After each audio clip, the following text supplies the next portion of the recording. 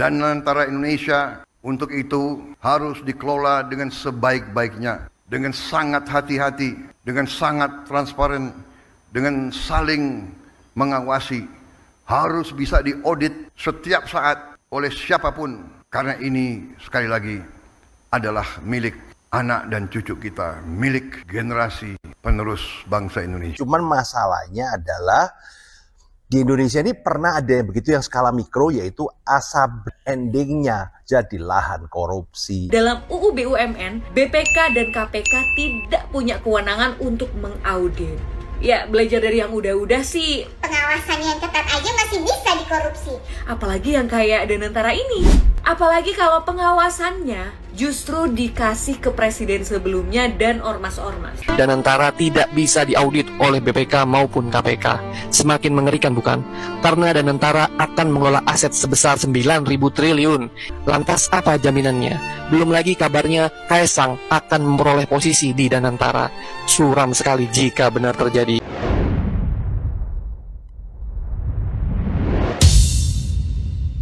Bapak kan sekarang lagi butuh duit banyak nih untuk investasi Danantara. Saya ada usul nih Pak, biar kita bisa menghemat anggaran lebih besar lagi. Katakan saja apa usulanmu. Jadi gini Pak, gimana kalau nanti tahun 2027 BBM bersubsidi kita hapus saja? Ide yang cukup menarik, tapi implementasinya bagaimana? Ya udah, jadi nanti tidak ada yang namanya subsidi untuk BBM, untuk solar, dan apapun itu. Terus? Nantinya kita terapkan BBM satu harga. Kalau gitu nanti masyarakat bakalan marah dong. Tenang aja Pak, untuk meredam aksi protes masyarakat, subsidinya ini nanti kita akan salurkan berupa BLT. Tentunya untuk masyarakat yang memenuhi syarat. Boleh juga ya ide kamu. Iya Pak, dengan skema seperti ini kita bisa menghemat triliunan rupiah. Wah, saya setuju Pak dengan idenya Lord. Kalau bisa kita eksekusi secepat mungkin. Baiklah kalau begitu, masukannya akan saya pertimbangkan dulu ya. Wah, perasaan gue kayaknya mulai nggak enak nih. Apes. Sekarang jadi warga plus 62 bawaannya deg-degan mulu dengar kebijakan dari pemerintah. Satu lagi guys, ada berita lucu. Ormas agama akan menjadi penasihat di Danantara. Ya Allah, koruptor tuh nggak takut sama Tuhan, apalagi sama ormas agama. Per 24 Februari, Danantara itu resmi beroperasi atau launching. Buat yang masih belum paham Danantara itu apa, itu tuh semacam SWF gitu, lembaga investasi pakai uang negara. Dari dividen BUMN, efisiensi kemarin. Jadi sebagian uang negara ya diinvestasikan dulu nih. Kalau untung ya mantep banget, kalau rugi ya chaos. Dan SWF ini tuh bukan hal yang baru ya. Di luar negeri ada kisah suksesnya, itu Temasek. Temasek itu punya portofolio 4.500 triliun. Punya saham di Alibaba, DBS Bank, tapi kisah mengerikannya tuh ada juga dari 1MDB, punyanya Malaysia. Bahkan kalau lu searching di Google 1MDB, itu yang keluar adalah skandal korupsi terbesar di Malaysia. Ada uang, ya ada kesempatan juga buat korupsi. Nah sekarang SWF-nya Indonesia, Danantara, itu gimana? Of course lah kita mengharapkan yang terbaik ya. Tapi nggak bisa dipungkiri, gue pribadi pun ada kekhawatiran. Yang pertama, takutnya beberapa posisi di Danantara itu diisi berdasarkan ya utang budi politik aja, bukan berdasarkan kemampuan. Terus yang kedua, penegakan hukum dan pemberantasan korupsi di Indonesia itu masih jelek. Berdasarkan Corruption Perception Index saja, kita adalah negara terkorup keempat se-ASEAN. Itu semua bakal mempengaruhi kepercayaan masyarakat. Karena ya lu investasi pakai uang negara, uang kita, tapi ya khawatirnya penegakan hukum gak terjamin, transparansi gak terjamin. Kemarin aja pas Danantara ini muncul di publik, itu gak dikit loh orang yang narik uang dari bank BUMN beralih ke bank swasta, sampai ngerahin buzzer pula buat ngejelekin bank swasta. Danantara yang katanya dibikin untuk menjamin kesejahteraan warga, belum berjalan tapi kok udah gagal aja. Ya iyalah gagal, dari awal pembentukannya aja udah menggerus kesejahteraan warga. Sama halnya dengan efisiensi anggaran yang membuat banyak orang kehilangan sumber mata pencaharian, sampai penyusunan proyek strategis nasional yang gak rasional. Buat teman-teman yang belum paham, simpelnya begini. Ambisi pemangkasan anggaran lewat efisiensi yang tertuang dalam Inpres nomor 1 tahun 2025 yang menimbulkan banyak masalah seperti PHK, beasiswa KIPK kepotong, mandeknya proyek IKN, persoalan operasional kepegawaian, dan bejibun turunan masalah lainnya. Ini tuh demi dua hal yang amat sangat dipaksakan, MBG dan Danantara. Kalau soal MBG aku sudah pernah bahas pada video di sini. Ada pepatah bilang, there is no free lunch, atau tidak ada makan siang yang gratis. Nah, soal Danantara ini nih, yang tiba-tiba muncul dan bikin publik bertanya-tanya. Dengan dana dan aset sefantastis itu, kira-kira gimana ya soal pengawasannya? Karena dalam UU BUMN, BPK dan KPK tidak punya kewenangan untuk mengaudit. Ya, belajar dari yang udah-udah sih. Pengawasan yang ketat aja masih bisa dikorupsi. Apalagi yang kayak Danantara ini. Apalagi kalau pengawasannya justru dikasih ke presiden sebelumnya dan ormas-ormas. Ini Pak Prabowo sendiri loh yang menyampaikan dalam pidatonya waktu ulang tahun Gerindra yang ke-17. Ini beneran mau bikin badan pengelola investasi atau sebenarnya mau bagi-bagi kue sih? Kalau mau menunjuk ya orang-orang yang memang punya kapabilitas gitu ya, ekonom, guru besar, atau pakar yang memang ahli gitu di bidangnya. Kok malah jadi presiden lama dan ormas-ormas? Oh iya lupa, kan pendidikan di negara kita bukan sebagai prioritas utama, melainkan hanya sebagai prioritas pendukung. Dan ini nih, yang lebih gongnya lagi. Ketua tim pakar dan inisiator Danantara adalah Burhanuddin Abdullah, which is yang bersangkutan pernah dipenjara 5 tahun karena kasus korupsi BI pada tahun 2008. Silakan di googling sendiri. Kok bisa-bisanya mantan koruptor mendapatkan mandat sebagai ketua tim pakar? Gimana tuh? Kok bisa? Ya bisa lah. Kan pernah jadi anggota Dewan Tim Kemenangan Nasional Prabowo Gibran pemilu kemarin. Deket sama kekuasaan. Apa sih yang gak bisa? Konon realisasi Danantara ini terinspirasi dari Temasek Singapura. Padahal ya jelas gak bisa disamain dong. Kayaknya mereka pada lupa ya kalau akuntabilitas pejabat publik kita sama Singapura jelas jauh berbeda. Di sana mah terbuka, transparan, naskah kajian akademiknya jelas. Di sini tiba-tiba aja muncul tuh Danantara. Gimana? Udah sesak nafas lihat berbagai ulah pemerintah yang ada-ada aja tiap harinya belum? Dari mulai gas LPG, efisiensi anggaran, sampai muncul Danantara ini. Semuanya bikin kerut dahi. Banyak banget yang minta gue buat bahas Danantara yang baru aja diresmiin sama Pak Prabowo Subianto selaku Presiden Republik Indonesia per hari ini. Ya kurang lebih Danantara ini ya badan pengelola investasi semacam Temasek ke Singapura dan juga khazanahnya Malaysia. Pertanyaannya apakah bagus si Danantara ini ya? Kalau menurut gue sih bagus-bagus aja kalau misalnya dipegang sama tenaga-tenaga yang profesional dan juga ahli di bidangnya. Terus juga harus dijauhin sama agenda-agenda politik gitu ya. Karena kita tahu kan korupsi ini di Indonesia nih banyak banget celahnya. Apalagi kan ini uang seger gitu ya 14.000 triliun yang diambil dari dividen BUMN dan sebagainya gitu. Ini kalau misalnya udah dilihat sama orang-orang yang punya agenda nih ya, ini lahan basah banget. Tapi ya gue paham lah target Pak Prabowo memang harus ada game changer lah untuk merubah situasi Indonesia yang kita tuh selalu stuck di middle income trap. Dimana ya pertumbuhan ekonomi Indonesia itu stuck di 5% gitu. Karena targetnya Pak Prabowo ya harus 8% lah at least biar kita keluar dari middle income trap. Karena yang kita tahu kan so far ya Indonesia tuh ekonomi itu sangat ketergantungan sama investor asing dan itu ya bikin kita stuck di sini-sini aja nggak maju-maju. Ya tapi apapun itu gue pribadi gue mendukung lah dengan adanya Danantara asalkan tadi ya Pak Prabowo bisa memilih orang-orang yang tepat dan berkualitas untuk menduduki posisi-posisi strategis di Danantara. Apalagi kan info-info yang beredar nih ada orang-orang yang memang udah punya kasus korupsi gitu ya sebagai inisiator. Ya tapi apapun itu kita lihatlah apakah ini bisa jadi awal mula kemajuan Indonesia atau malah membuat Indonesia malah jadi suram gitu ya dengan kegagalan Danantara. Danantara apakah ini bagus atau jelek bagi pemerintahan kita? Danantara itu sebenarnya adalah SWF, Sovereign Wealth Funds. Jadi dana dari hasil BUMN yang dikelola untuk diinvestasikan. Sebenarnya banyak negara yang sudah menerapkan hal ini. Yang paling sukses itu dari Norwegia. Norwegian Pension Fund, kemudian ada yang mungkin kita kenal Temasek Holding, itu dari Singapura. Tapi ada juga yang gagal, yaitu 1 million DBMDB itu dari Malaysia itu gagal. Nah sebenarnya ini bagus karena pada dana pemerintah ini yang hasil-hasil dari BUMN ini diinvestasikan dan menghasilkan cuan lebih untuk negara. Itu sebenarnya bagus, cuman masalahnya adalah di Indonesia ini pernah ada yang begitu yang skala mikro, yaitu asap endingnya jadi lahan korupsi. Nah pertanyaannya ya apakah ini akan menjadi bagus atau tidak, ya tergantung di pelakunya, pemerintahannya. Nah kira-kira menurut Anda Danantara ini akan seperti Temasek atau seperti 1MDB di Malaysia berdasarkan kelakuan pejabat-pejabat kita? Coba diskusi di komen. Cuman kalau ada campaign tarik uang Anda dari bank BUMN itu terlalu jauh. Itu ngaco guys. Hade, pidatonya berapi-api. Danantara bisa diaudit oleh siapapun, kata Pak Presiden. Padahal Undang-Undang BUMN mengaturnya BPK, BPKP, KPK tidak dapat mengaudit Danantara bila tidak ada persetujuan DPR. Bagaimana mungkin BUMN yang mengelola uang rakyat sebesar 14 triliun lebih ini transparan, Pak? Kalau undang-undangnya sudah dibuat gelap, Pak. BUMN ini dilabeli oleh kebal hukum, Pak, menjadi pintu masuk kejahatan direncanakan jauh-jauh hari, Pak, atau dini hari, Pak.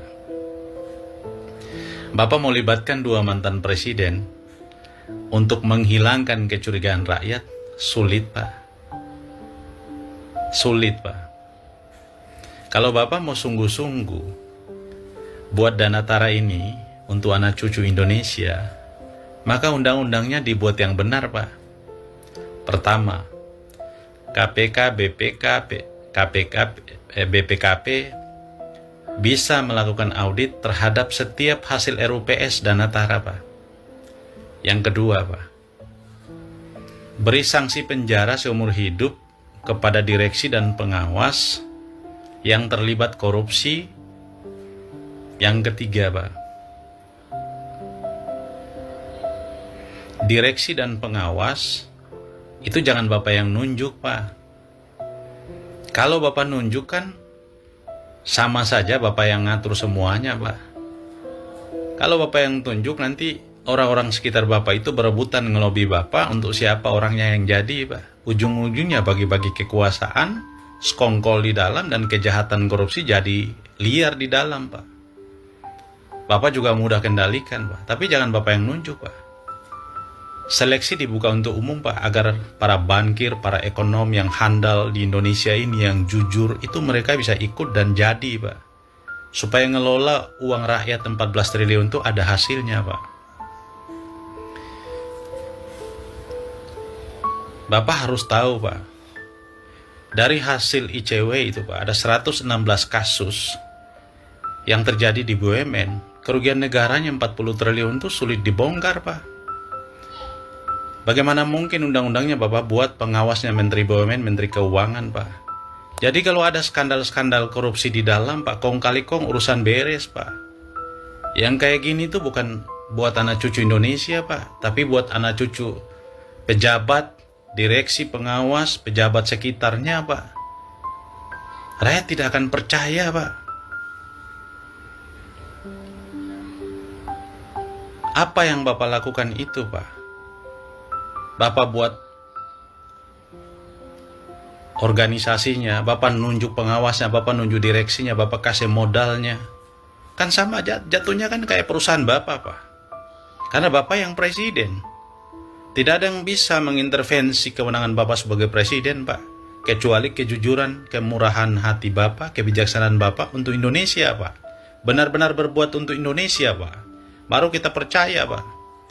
Kalau undang-undangnya sudah menyimpang, Pak, bagaimana kita mau percaya, Pak? Ini hanya membuat kami menyatakan satu hal, Pak. Miris, Pak. Miris, sedih, dan membiarkan Indonesia begini terus sampai kapan, Pak? Bapak pidato sampai menangis tuh saya menganggapnya Bapak sungguh-sungguh, Pak. Tapi kalau undang-undangnya sudah kayak gini, Pak, bagaimana jadinya, Pak? Assalamualaikum warahmatullahi wabarakatuh. Berjumpa lagi bersama saya di Mas TV Channel. Barusan tadi kita saksikan ya sebuah video pidato di saat Presiden Prabowo meresmikan program Danantara ya, dimana di situ dihadiri para mantan presiden, ada Presiden Jokowi dan juga Presiden SBY. Setelah Danantara ini diluncurkan, muncul berbagai respon di masyarakat, di kalangan netizen, dan tidak sedikit juga yang banyak khawatir ya, karena setelah dicari tahu, kalau kita googling tentang Danantara ini, ternyata Danantara ini tidak bisa diaudit oleh BPK dan juga KPK ya. Ada sebuah artikel yang mengatakan bahwa setelah revisi Undang-Undang BUMN pada 4 Februari kemarin oleh DPR yang menyatakan bahwa BUMN ini hanya bisa diperiksa keuangannya oleh akuntansi umum dan tidak bisa diperiksa oleh BPK maupun KPK ya. Jika seandainya ingin memeriksa harus menunggu atau mengikuti perintah dari DPRD dengan tujuan-tujuan tertentu.